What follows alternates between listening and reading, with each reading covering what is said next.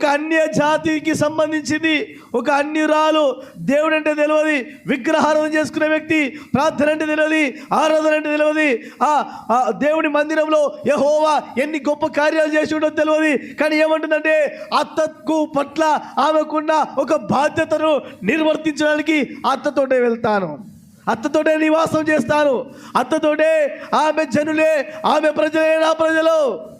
అంతేకాదు ఆమె దేవుడే నా దేవుడు. చేతుల పైకి ఎత్తి హల్లెలూయా చెప్దామన్నా గట్టిగా, హల్లెలూయా.